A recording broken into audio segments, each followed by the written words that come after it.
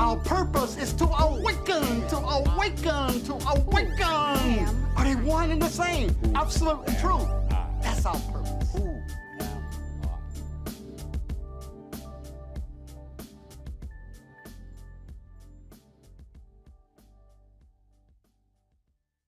Okay, class, we ready here to see if we can know the difference between a dream and reality. And you know, we've been discussing this for the last few shows, so I decided I'll go to old bro Webster, okay, and see what Webster, how he defines dream.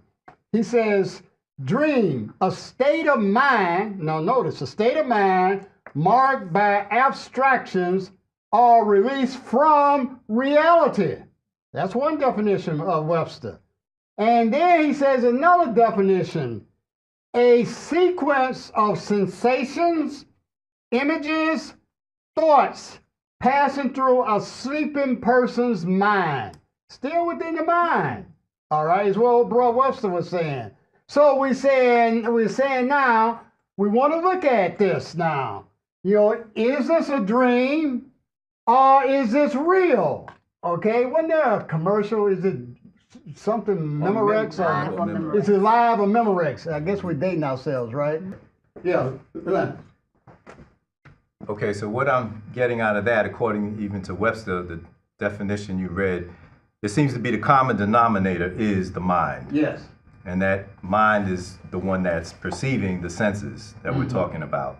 And the mind is the one who is perceiving the subject and the object. Right. So if that is how the dream is created or formulated, is just through the mind, then that would seem to me that it makes sense that the dream state is an aspect of the mind and the waking state is an aspect of the mind. Yes. So they really would be the same. They are. Okay. Yeah, and that's what we're saying right now. Okay. Right now we call this reality. And last night when you were in bed, you called that, you know, sleep, and then you called it dream, all right? But what Leonard is now introducing is that this waking state, we all said we are awake right now. Right. But when you dream, when Archibald was dreaming about Beyonce, he thought he was awake, all right? And he thought that he and Beyonce, whatever y'all were doing, all right, that she was awake and he was awake. But now we're saying, is that true? All right, Bahia and then Sharon. I just spent the last week going over the movies The Matrix. And all three of them? All three of them. Really? Okay. And then I come here. It's amazing. But one of the points that the movie makes is the dream is the mind. Yes. That there's no difference between the dream and the mind, and that we're in a dream state, and when we're not in a dream state, we're in conscious union with God, where we are not dreaming.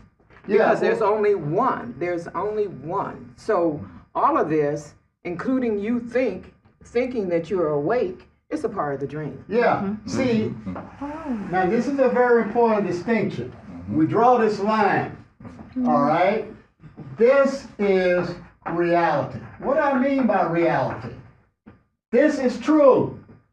This is, above this line, is the only reality there is, meaning that there's only infinite presence.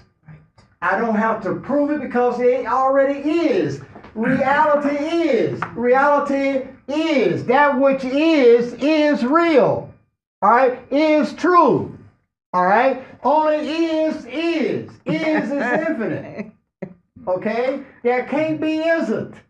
So this is infinite. Or all. All right?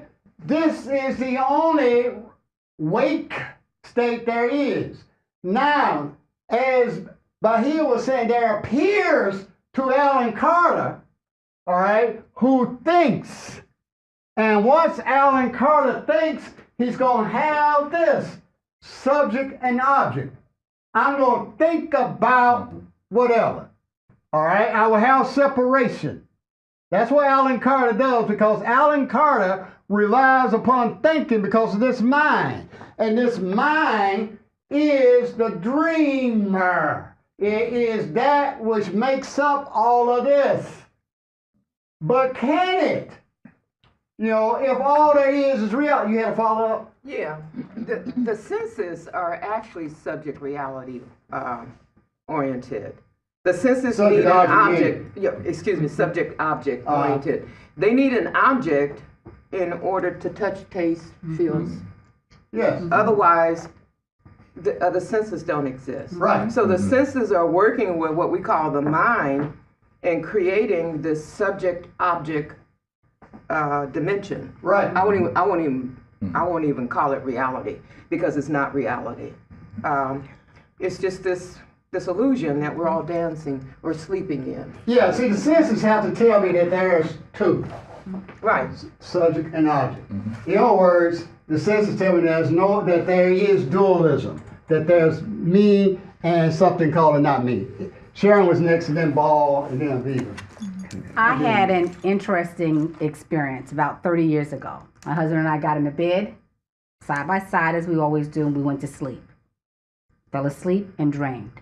I dreamt of him, that we were walking through some places, meeting people and doing some things. When I woke up that next morning, said to him, "Good morning, how are you? How'd you sleep? Did you have a good dream?" Because we always do this every morning. You have a good dream? What you dream about? And I said to him, "I dreamt about you last night." He says, "Well, I dreamt about you." We both had the exact same dream, doing the same thing in the same place. And I said to him, "Okay, I believe you were laying in the bed next to me during the night. What was that?" I said to him, "That has to be mind, one experience, because that has to be all that there is." We only had it happen that one time, but I have never forgotten that. Yeah. See, this is the thing. This is the mind that has to have separation. This is a dreamer.